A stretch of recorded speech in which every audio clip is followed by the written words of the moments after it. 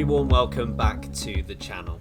AWS and Formula One have teamed up to give a top 10 ranking system based on qualifying performance since 1983. So they've got their top 10 one-lap pace drivers of all time, and it is not controversial whatsoever, apart from it slightly is. So we've decided to go into those rankings and assess them, basically giving you your thoughts on what we think about them. Ayrton Senna ended up number 1 overall, ahead of Michael Schumacher in second and Lewis Hamilton in third. The top 10 was then rounded out by Max Verstappen, Fernando Alonso, Nico Rosberg, Charles Leclerc, Heikki Kovalainen in 8th, and Jarno Trulli 9th, Sebastian Vettel in 10th. Sam, focusing just on Ayrton Senna to start with, he's been named the fastest driver. Do you agree with that assessment from the data from AWS? I agree with this statement as much as I agree that there is life in the rest of the universe. I don't know. There's no actual factual way of checking this. It is not an understandable statistic that you can come to a knowledgeable conclusion on until you have some weird concrete proof. Actually, there's probably more chance of there being life in the universe other than human beings, rather than knowing if Ayrton Senna is actually the fastest driver of all time across Formula One. You can't judge this statistic, especially when you look at the statistic that says that Ayrton Senna is the fastest driver ever in Formula One.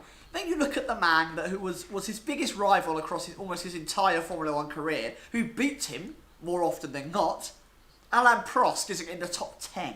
Alain Prost, the man that's got more world titles, Alain Prost, that's one of the most successful drivers of all time, isn't in the top 10, and yet the rival that Alain Prost beat across multiple seasons is first. Now, Ayrton Senna was ridiculously fast. Ayrton Senna was incredibly talented. Ayrton Senna's heel and toe sent shivers down my spine. That man was so brilliant at racing a car in any capacity. Don't get me wrong, the respect that I have for Ayrton Senna is dumbfounded. It's on a higher level than even I understand.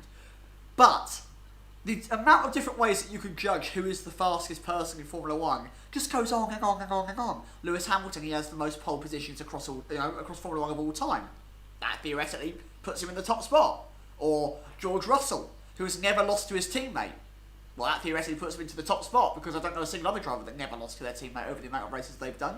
So maybe George Russell's the fastest driver of all time. Jarno Trulli, no one can overtake that train. Also, that hairstyle. So he's maybe the fastest driver of all time. Honestly, I've got, big love for Ayrton, of course, but I don't know how you could just come to a conclusion that there is a first place. The variables in this and comparing cars from across an era doesn't even make sense at all. And when the person that he was compared to most in his actual era isn't in the top 10, despite winning more world titles than him, I don't get it. I don't understand. Amazon, you've made a fool of yourself, and the F1 community have spat on their, F1 rather, have spat on their community. You're filth. You mean nothing to us. We're just taking the mickey out of you. We're laughing here with Jeff Bezos. Chase Carey and Jeff, with their big fat cigars made of money. And they're going, ha! Look at them F1 simps. We've mugged them right off. They all think that Ayrton's the fastest, and we don't even know. Honestly, it's a travesty. It's a ridiculous statistic. And I just can't agree with it. Even if he actually was, and some F1 god came down and told us that was the case, I don't know if I could even agree. It seems so ridiculously difficult to come up with that solution. Yeah, and I think from AWS's perspective and F1's perspective, they could have been much clearer from the outset as to what they were analysing here, because they came out and said that Ayrton Senna is the fastest driver in F1 since '83, when in actual fact they are just looking at qualifying. And they're just really looking at teammate comparison. They're not assessing races. They're not assessing titles or anything like that, which they could have been a bit clearer about from the start. Harry, would you agree with these guys that Senna is the fastest of all time in qualifying, at least? I don't necessarily have an issue with that top 3, because I think you could swap all of those 3 around and put them in whatever positions within those top 3, and I would say that's fine. You could have Schumacher first, Hamilton first, Senna first, and I think I'd be like, that's fair. Like you probably nailed that. I'm with Sam. I don't quite understand the logic of it all, and and the necessity. Do we need this in our lives? I don't know. I mean, it's such a difficult one to compare, and as Sam has already said, we're never going to really know because, bless him, Ayrton is no longer with us, and he would never have raced against Hamilton at Hamilton's prime. He only just started racing against Schumacher as he was coming up. So, I question why we need it, apart from it, to spark some ridiculous baity conversation within the F1 community. If that was the purpose, they smashed it. They've done really well there. But I don't know why we need it for. Really difficult to compare, and it's something we'll just never find the answer to. Like I said, I got no issue necessarily with that top three, but why? They're really, really struggling for things to talk about in between these two race weekends. I don't know. It's given us something to talk about, I guess, but still, I don't know, Amazon. I didn't need this in my life. I still don't need it in my life. Get in the bin. Go back to delivering packages, not controversy. Yeah, you tell them, Sam. All I have to say is, embrace the banter. Come on, this is so exciting. I agree with you, by the way, that I think it's far too simplified in terms of what they've done, and I'll speak about that in a little bit, but I really think they should take into account more factors than what they have. But I just, to be perfectly honest and blunt, just appreciate the banter. I am a sucker for a top 10 list, so fair play to them for coming out with this. I completely agree with them in the sense that Ayrton Senna is the fastest driver in qualifying since 1983. And for me, the only two that can rival him in qualifying came before 1983, Jim Clark and Juan Manuel Fangio, in which case I think Senna is rightfully first here. Senna was out-qualified by his teammate Elio De Angelis at the 1985 Austrian Grand Prix. The next time he was out-qualified by a teammate was at the 1988 French Grand Prix. So he went 44 consecutive races. George Russell's on that run at the moment, and who knows, he could get there, but 44 consecutive races at the front pretty much as well. He went unbeaten against teammates, and admittedly, two of those teammates were Johnny Dumfries and Nakajima, who aren't exactly the greatest Formula One drivers of all time. But he proved that he could do it against Alain Prost as well. Alain Prost, obviously a 4-time world champion. Ayrton Senna demolished him in qualifying. It was 28-4 in their 2 years together, which is an absolute drubbing. And I would agree with what you said, Sam, in terms of Alain Prost being able to compete in the races. And if this was an overall ranking, I would personally have Prost just ahead of Senna. But in qualifying, Senna wipes the floor for me. And I think I've mentioned this record before on previous podcasts, on previous videos, but it's just that remarkable that I'm going to say it again, is that in Ayrton Senna's career, he raced 162 times. He was out-qualified by a teammate 18 times in 162 races, which means in 89% of the races he took part in, he was ahead of his teammate on the grid. And to put that in context with a few of the other drivers, of course, Schumacher and Hamilton immediately succeeding him in that list. Michael Schumacher, who as well actually has a very similar record, only 74% of the time he out-qualified his teammate. Hamilton even less, 63%. So Senna is a long way clear in that respect. But to give Schumacher his due as well, because I think he's a worthy second place here, he had a very similar run to Senna as well in terms of being unbeaten. He went even longer, actually. I think he went 56 races unbeaten against teammates in the 90s. He went nearly 4 years without being out-qualified by a teammate. And when he did, the 95 Belgian Grand Prix, he actually won the race from 15th, just to prove how great he was.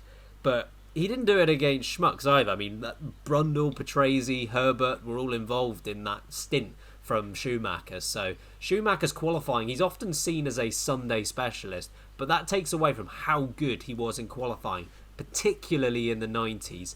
I think he was, in his first 11 seasons, he was out-qualified just 9 times, which is absolutely ridiculous.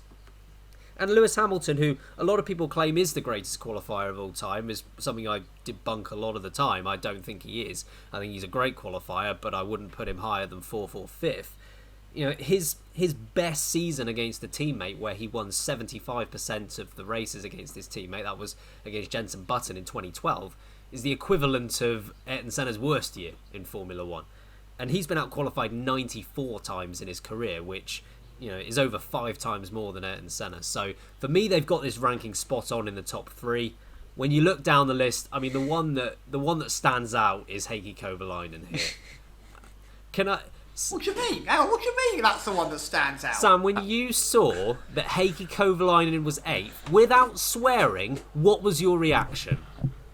Come on, babyface, you've done it! The justice is yours! Yeah, I can believe I was that. ecstatic for the young man. Yeah, I can believe that. He's clearly only 4 years old. He's having a great career. He's in the top 10 list of all time. Who cares about fastest laps in the race or most laps led or distance to your teammate after the race? Who cares about all those statistics? Heikki Kovalainen is better than Alan Prost. Oh, and there it is. And I just absolutely loved it as well when Heikki Kovalainen made his debut at the age of -9. Like that was special. Yeah, the man is a babyface through and through, and I am proud of him for the achievements he's managed to do. Who knows where he can go from here? The fact that he's still got so much of his life ahead of him. Honestly, Kovalainen in the top 10, you're having an absolute Tim Bath, aren't you, really? Hang on, Chase Carey's on the phone. Hold on, lads. Hold on. Chase, mate. Yeah. Heikki Kovalainen in the top 8. What are you playing at, mate? You want to come down to Croydon in London? We'll have a fisticuffs in the park. Oh, it's voicemail. Sorry, hold on. Give pick up. Anyway, Kovalainen, get in the bin, mate. You got the top 10. You're having a laugh. See you later.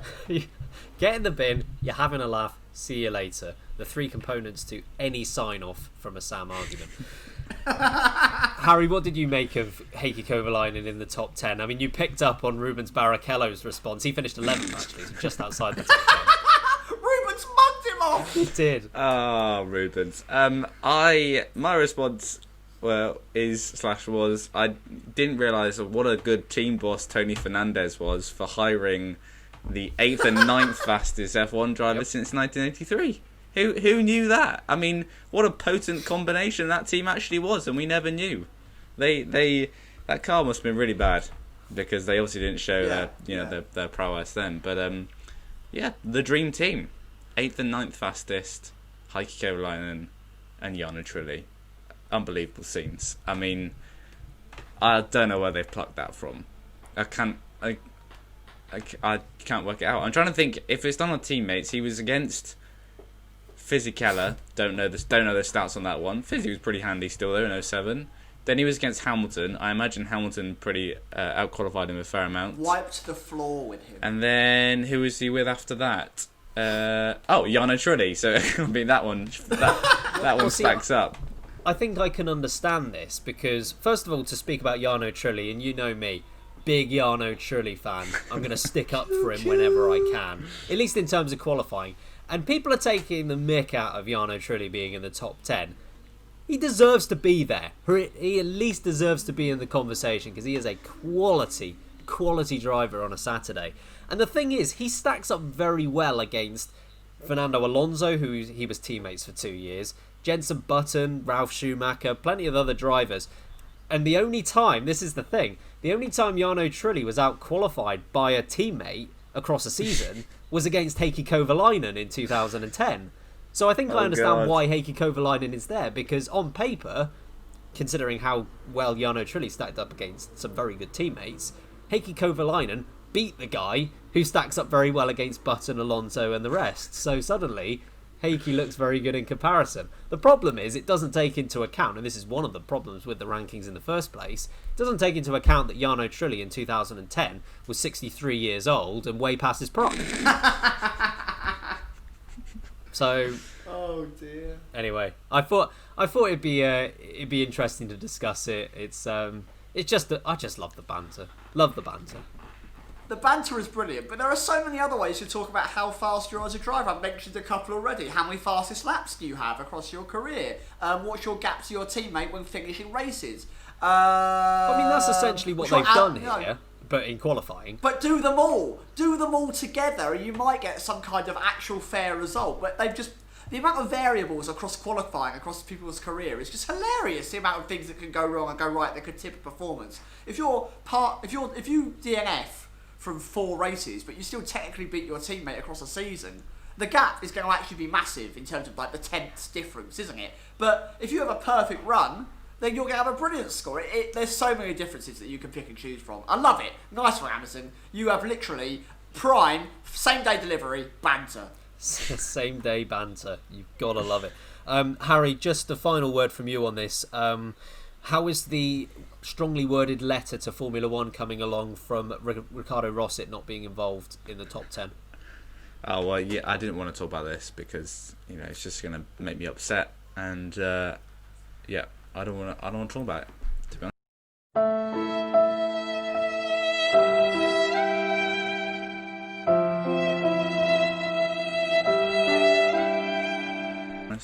He's been robbed Again. He's been Ricardo robbed, basically. Yeah, he deserves much better. The worst joke we've ever had on the show.